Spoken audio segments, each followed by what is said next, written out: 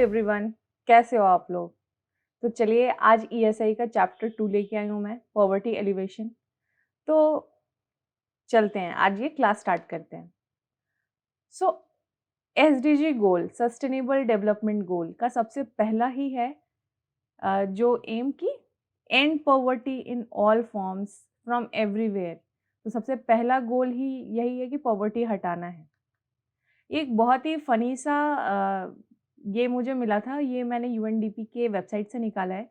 इसमें आधी पॉपुलेशन बोल रही है half of the population live in poverty, but दूसरी तरफ बोला जा रहा है कि but everyone deserves the second chance. But what can we, how, कैसे? तो दो तरीका है कि पहले हेल्थ केयर और दूसरा एम्प्लॉयमेंट। तो उससे क्या होगा कि हम लोग इक्वल एक्सेस दे सकते हैं बेसिक सर्विसेज का, लेबर लैंड का, टेक्नोलॉजी का, बिजनेस एंड अपॉर्चुनिटी का। तो ये मुझे काफ़ी इंटरेस्टिंग लगा था। तो जो भी इश्यूज हम पढ़ेंगे आगे, जेंडर इश्यूज, ये वाटर रिलेटेड, एजुकेशन रिलेटेड, ये सब एसडीजी का बहुत ही इंपॉर्टेंट पार्ट है। और हमारा क्वेश्चन भी मेनली इस तरीके से आता है कि इन सब जो हमारा या तो ऐसे लिखने आ सकता है आपका 10 मार्क्स एंड 15 मार्क्स में, उसमें आप काफ़ी डेटा लिख सकते हो। जितना ज़्यादा आप डेटा लिखोगे उतने ज़्यादा मार्क्स मिलने के चांसेस हो जाते हैं। दूसरा ये है कि जब आपके ऑब्जेक्टिव वाले क्वेश्चन आते हैं तो उसमें ये डेटा पूछ लिया जाता है कि कितने परसेंट लोग क्या हैं। तो एसडीजी रोल और उससे रिलेटेड जो भी इनिशिएशन है इंडिया जो लेके आई है, उसको हमें डिटेल में पढ़ना बहुत ज़रूरी है। तो सबसे पहले जैसे मैंने बोला कि सस्टेनेबल डेवलपमेंट गोल्स ये यूएनडीपी लेके आती है। इसका सबसे पहला जो गोल है वो है नो पॉवर्टी। डायमेंशनली पुअर कितने परसेंट पीपल है? 25.5% जो पॉपुलेशन है वो मल्टी डायमेंशनली पुअर है। वो एक मतलब काफ़ी सारे डायमेंशंस में वो पुअर हैं। मतलब हर 4% में एक जो पर्सन है वो एक्सट्रीमली पुअर है। उसके बाद कितने परसेंट एक्सट्रीम पुअर हैं? बोला जा रहा है कि काफ़ी ज़्यादा पुअर्स को निकाला गया था, बट स्टिल 647 मिलियन पीपल जो है वो अभी भी एक्सट्रीम पॉवर्टी में रहती है। कितने percent children under 5 age stunted है? लगभग 38.4% जो बच्चे हैं वो स्टंटेड हैं। ये भी एक आरबीआई का आया हुआ प्रीवियस ईयर क्वेश्चन है। फिर कितने परसेंट पॉपुलेशन जो है जिनके पास इंटरनेट है? 42% पीपल ऐसे हैं जिनके पास इंटरनेट है। इसके बाद कितने परसेंट लोग में जो फैमिली को हेड करती है वो वुमेन करती है? ओनली 14.6% ऐसी फैमिली है जिसमें कि वुमेन हेड करती है। किन लोग के पास बैंक अकाउंट है? 89.4% लोग के पास बैंक अकाउंट है। ये भी जन धन योजना आया था, उसके तहत हमारे प्रधानमंत्री जी ने काफ़ी ज़्यादा उस टाइम बैंक अकाउंट्स खोलने पे काफ़ी लोगों ने उस टाइम बैंक अकाउंट्स खोला था। तो चलिए ये तो काफ़ी थोड़ा अच्छा डेटा है। फिर है कि कितने परसेंट पीपल लिटरेट है? 74% पीपल लिटरेट है, लेकिन फिर भी 42 मिलियन पीपल ऐसे हैं जिनमें कि 25 ईयर्स से ज़्यादा एजुकेटेड लोग कम हैं उस फैमिली में। तो सबसे पहला है no poverty, end poverty in all its form. कितने टारगेट्स हैं? टोटल 7 टारगेट्स हैं। और कितने इंडिकेटर्स हैं? टोटल 17 इंडिकेटर्स हैं। सबसे पहला आता है पॉवर्टी गैप रेशियो। इसमें आप देखो अर्बन में 2.7 है और रूरल में 5.05 है। फिर आता है कि कितने परसेंट पॉपुलेशन है वो बिलो नेशनल पॉवर्टी लाइन के अंडर रहती है? 21.9% लोग ऐसे हैं जो बिलो पॉवर्टी लाइन रहते हैं। उसके बाद है कि कितने सारे लोग जो है वो चाइल्ड डेवलपमेंट स्कीम का फ़ायदा उठा पा रहे हैं। तो ये कुछ नंबर्स हैं, 81,654 पीपल। उसके बाद इसमें कितने परसेंट जो है वो हेल्थ स्कीम या हेल्थ इंश्योरेंस ले रखी है? ओनली 28.7% पॉपुलेशन जो है वो हेल्थ स्कीम ले रखी हैं। फिर मनरेगा के देखिए, मनरेगा में थोड़ा डिक्लाइन आ रहा है। उसके बाद ऐसे कितने परसेंट लोग हैं जो एसएचजी का हेल्प लिए हैं और वो बैंक क्रेडिट लिंकेज करा के रखे हैं। फिर इसमें से कितने सारे ऐसे लोग हैं जो प्रधानमंत्री मैत्रेय वंदना योजना का हेल्प ले रखे हैं। तो ये कुछ चार्ट है, ये मैंने डायरेक्ट गवर्नमेंट की वेबसाइट से लिया है ताकि ऑथेंटिक डेटा आपके पास पहुंच सके। फिर ये कितने परसेंट सीनियर सिटीजन हैं जिनको कि senior citizen home day care centre fund मतलब फंडिंग मिलता है गवर्नमेंट के द्वारा। फिर कितने सारे एम्प्लॉयज़ को नेशनल पेंशन स्कीम ईपीएस मिलता है। फिर है कि कितने सारे परसेंट ऑफ जनता को नेशनल पेंशन स्कीम के अंदर कवरेज मिला हुआ है। फिर कितने परसेंट के पास टेलीफोन सब्सक्रिप्शन है। तो ये आप टेबल एक बार अच्छे से देख लेना। उसके बाद है डिज़ास्टर मैनेजमेंट में कितना number of death, missing person, ये सब कितना सारा डिज़ास्टर की हुआ था और कितना परसेंट कंट्री अडॉप्ट किया है नेशनल डिज़ास्टर रिडक्शन की स्ट्रैटेजी में। इसके बाद है कि लोकल गवर्नमेंट कितना परसेंट अडॉप्ट की है, इम्प्लीमेंट की है local disaster risk reduction strategy में। फिर है कि गवर्नमेंट कितना स्पेंड करती है एसेंशियल, लगभग 30% आप देख सकते हो कि ये एसेंशियल सर्विस में आ गया आपका एजुकेशन, हेल्थ, सोशल प्रोटेक्शन। ये सब डेटा, ये सब चार्ट को आप जब एसेज एंड लिखोगे तो उसमें यूज़ कर सकते हो। इससे आपको एक स्ट्रॉन्ग पॉइंट मिलेगा जब आप आंसर क्रिएट कर रहे होगे।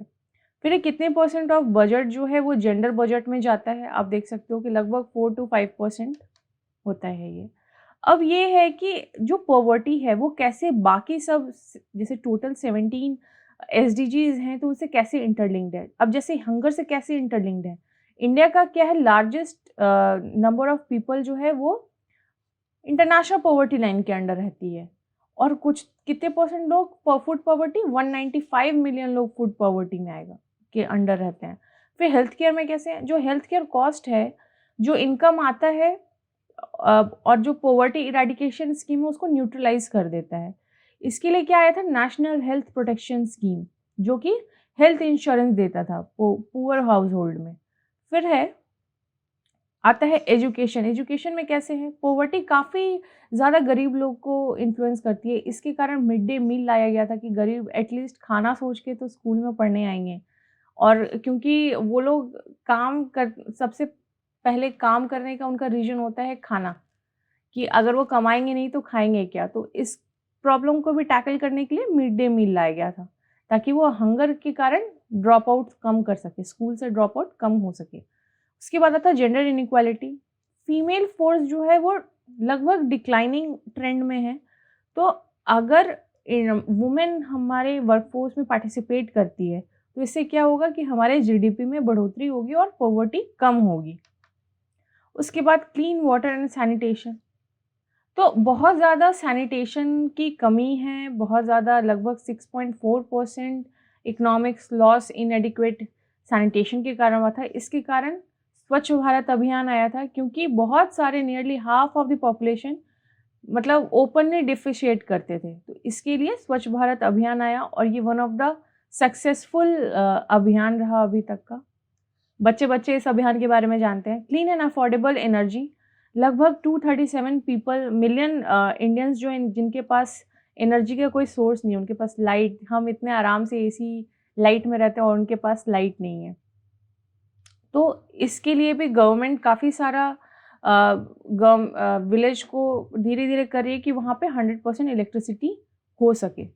उसके बाद decent work and economic growth, लगभग 92% जो है वो इनफॉर्मल सेक्टर में काम करते हैं। तो इसके लिए भी काफ़ी सारा ट्रेनिंग दिया जा रहा है ताकि वो स्किल्ड लेबर बना सके। फिर है इंडस्ट्री इनोवेशन एंड इंफ्रास्ट्रक्चर।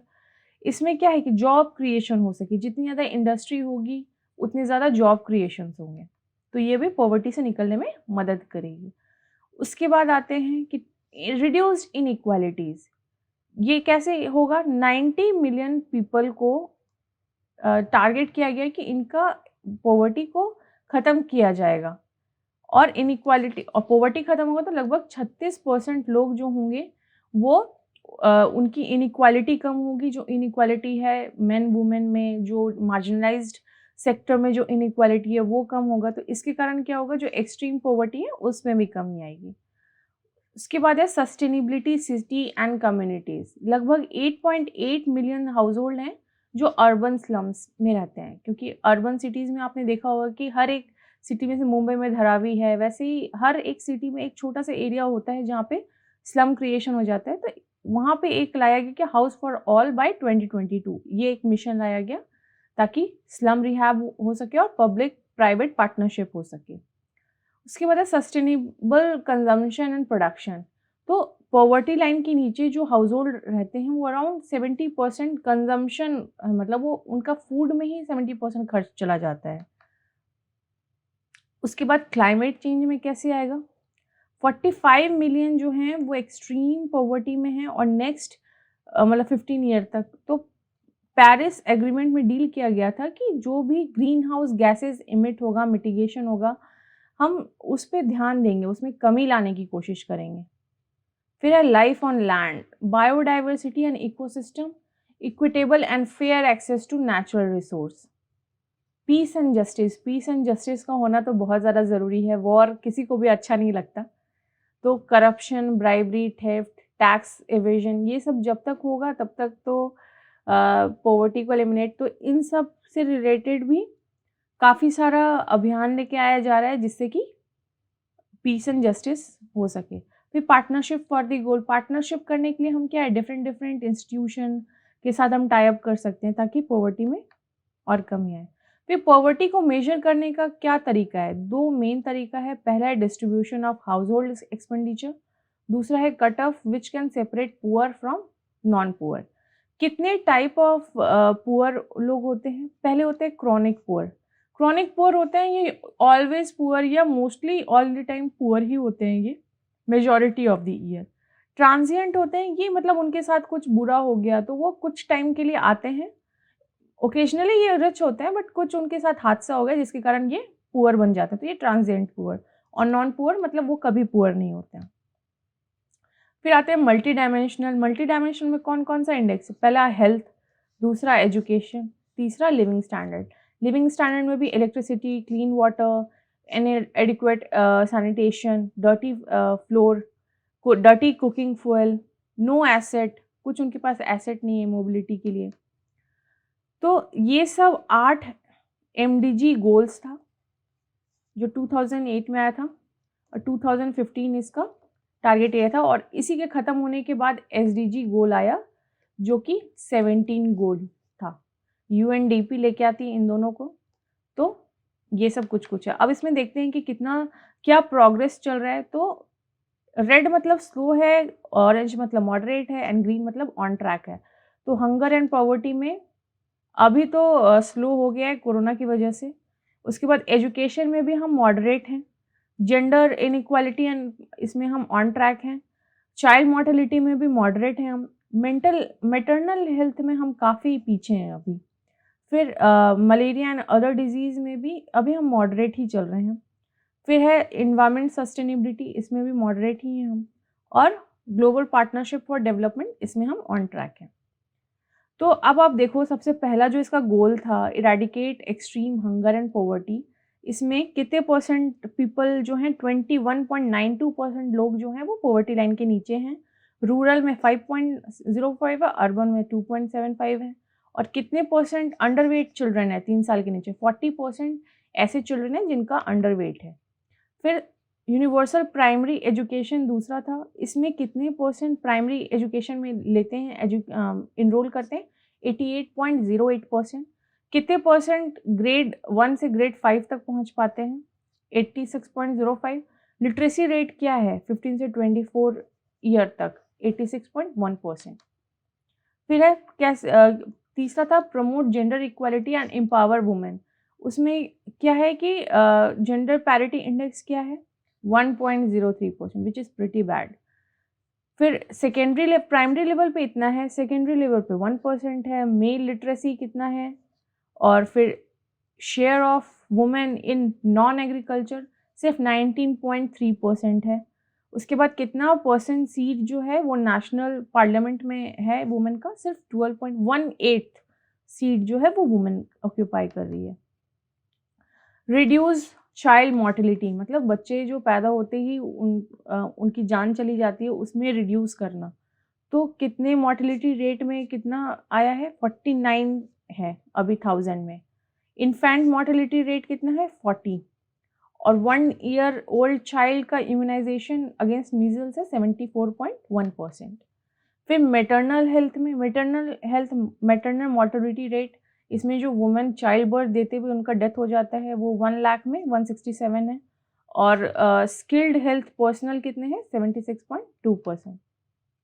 फिर है कॉम्बैट HIV, एड्स, मलेरिया और इस तरह की डिजीज़ कम करने में, तो HIV अमंग प्रेग्नेंट वुमेन जो 15 से 24 ईयर तक हैं वो 0.32 है। फिर ये सब काफ़ी सारा आप एक बार चार्ट देख सकते हो। फिर है इंश्योर इन्वायरमेंटल सस्टेनेबिलिटी, इसमें ड्रिंकिंग वाटर 91%, फॉरेस्ट 21%। आप एक बार इस चार्ट को अच्छे से देख लेना और ये डेटा आप काफ़ी यूज़ कर सकते हो ऐसे लिखने में। फिर है ग्लोबल पार्टनरशिप फॉर डेवलपमेंट, तो कितने परसेंट लोग का टेलीफोन में 100% और इंटरनेट 20% 2014 के end। तो इसमें काफ़ी सारा स्कीम लेके आया गया था। तो वेज एम्प्लॉयमेंट स्कीम के लिए लेके आया था नरेगा, संपूर्ण ग्रामीण रोजगार योजना। सोशल सिक्योरिटी के लिए लाया गया था आपका Atal pension Yojana, national family benefit, Sukanya Samriddhi, ये आपका फीमेल के लिए था। ये आपका for older people housing scheme लाया गया था, Pradhan Mantri Gramin Awas Yojana, self employment, national rural livelihood mission, employment generation programme, Pradhan Mantri Kaushal Vikas.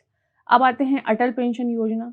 Atal pension Yojana workers for unorganise sector को इनकरेज कर ले कि वो अपना वॉलेंटरली रिटायरमेंट के लिए सेव कर सके पैसे। फिर आता है स्वराज ग्राम रोजगार योजना, ये 1999 में हुआ था, आया था, और ये इम्प्लीमेंटेशन हुआ था नेशनल रूरल लाइवलीहुड मिशन से। इसमें क्या था कि ये रूरल BPL हाउस होल्ड को इनकम जनरेशन एसेट देगा ताकि वो आउट ऑफ पॉवर्टी से बाहर निकल सके। फिर आजीविका नेशनल रूरल लाइवलीहुड मिशन, ये मिनिस्ट्री ऑफ रूरल डेवलपमेंट इसको लॉन्च की थी जून 2011 में, और इसका एम था कि efficient and effective institutional platform लेके आ सके रूरल पुअर के लिए ताकि सस्टेनेबल लाइवलीहुड हो सके और फाइनेंशियल सर्विसेज उन लोगों को मिल सके। उसके बाद नेशनल रूरल एम्प्लॉयमेंट गारंटी, इसी को मनरेगा बाद में बोला गया, Mahatma Gandhi national rural employment guarantee. इसमें भी ये था कि 100 डेज का वेज एम्प्लॉयमेंट मिलेगा हर एक एडल्ट को जो अनस्किल्ड मैनुअल वर्क करते हैं। उसके बाद था प्रधानमंत्री ग्रामीण आवास योजना, इसको बाद में मतलब इसको पहले इंदिरा आवास योजना भी कहते थे। इसमें क्या था कि provide housing to poor people in India. ये लॉन्च कब हुआ था 1985 में, राजीव गांधी जो उस टाइम के प्राइम मिनिस्टर थे वो लॉन्च किया था, और ministry of national rural development. इसमें बहुत बार ऐसा क्वेश्चन आ जाता है कि ये डायरेक्ट पूछ लेते हैं कि कौन सी ईयर लॉन्च हुआ था, कौन लॉन्च किया था, किस जगह पे लॉन्च हुआ था, तो ये एक बार आप आराम देख लेना। फिर नेशनल फैमिली बेनिफिट स्कीम, इसमें 20,000 रुपीज़ दिया जाएगा in case of death of primary bread owner, जो ब्रेड ओनर है अगर उनका डेथ होता है तो, और ये एलिजिबल एज क्या है 18 से 64। फिर prime minister employment generation programme, ये स्कीम था मिनिस्ट्री ऑफ माइक्रो MSME वाला, ये न्यू एंटरप्राइज सेटअप करने के लिए आया था, और ये इम्प्लीमेंट कौन किया था KVIC का फुल फॉर्म क्या है, khadi and village industries commission. इसमें मैक्सिमम जो कॉस्ट था 25 लाख, और सर्विस मैन्युफैक्चरिंग सेक्टर में 25 लाख और सर्विस सेक्टर में 10 लाख रुपीज़। उसके बाद आया था सुकन्या समृद्धि योजना, ये भी काफ़ी एक इम्पॉर्टेंट योजना है। इसमें गर्ल चाइल्ड के लिए ये योजना है, बेटी पढ़ाओ बेटी बचाओ के अभियान के तहत, कि वो उसके एजुकेशन और उसकी शादी के खर्च के लिए ये बेसिकली दिया जाता है। दीनदयाल उपाध्याय ग्रामीण कौशल योजना, ये भी मिनिस्ट्री ऑफ रूरल डेवलपमेंट लेके आया था सितंबर 2014 में, और ये स्किल डेवलपमेंट के लिए आया था। फिर आता है प्रधानमंत्री रोजगार प्रोत्साहन योजना, ये ministry of labour and employment लेके आया था 2016-17 में, ताकि वो इंसेंटिवाइज कर सके एम्प्लॉयर फॉर एम्प्लॉयमेंट जनरेशन। इसके अंदर 12% कंट्रीब्यूट होता है EPS के द्वारा या EPF के द्वारा, और नेक्स्ट 3 ईयर तक। फिर आता है प्रधानमंत्री कौशल विकास योजना, ये अंडर स्किल इंडिया मिशन के अंडर आया था, और जो मिनिस्ट्री इसको लेके आया था वो ministry of skill development and entrepreneurship था, जिसको कि प्रधानमंत्री कौशल विकास योजना भी कहते थे। इसमें भी short skill development training programme लेके आया जाता है ताकि कैंडिडेट जो बीपीएल के अंडर है उसको स्किल डेवलपमेंट कराया जाता है। फिर ये कुछ कुछ प्रीवियस ईयर क्वेश्चन है जो पिछले बार पूछा गया है। कितने परसेंट लोग जो हैं वो बिलो पॉवर्टी लाइन जो रहते हैं उसको क्या बोला जाता है? Poverty gap. एसडीजी टारगेट कब तक अचीव हुआ? 2030। फिर फर्स्ट मल्टीलैटरल ऑर्गेनाइजेशन कौन था? सेक्रेटरी आईएसए है। Poverty due to certain health issue and calamity temporary nature, इस कौन टाइप का पॉवर्टी कहते हैं? सिचुएशनल पॉवर्टी कहते हैं। बजट एलोकेशन कितना हुआ था? क्यूमुलेटिव डिडक्शन कितना हुआ था? आप देख रहे हो बजट रिलेटेड क्वेश्चन कितना पूछा गया है, तो बजट भी काफ़ी इंपॉर्टेंट है, आगे हम बजट भी पढ़ेंगे। उसके बाद consumer good are also refer as final goods. HDI कौन रिलीज करता है? तो यूएनडीपी करता है। जो बजट स्पीच हुआ था, आप देख लो बजट का जो स्पीच जो देते हैं उनसे भी क्वेश्चन आया था, और ये फुल फॉर्म भी पूछा गया है। और impact of globalisation on family work culture is also termed as social. So thank you guys. अगर आपको ये क्लास पसंद आया होगा तो please like share and subscribe, और नेक्स्ट क्लास के लिए प्लीज़ आप बने रहिए सरकारी परीक्षा के साथ। Till then take care, bye bye.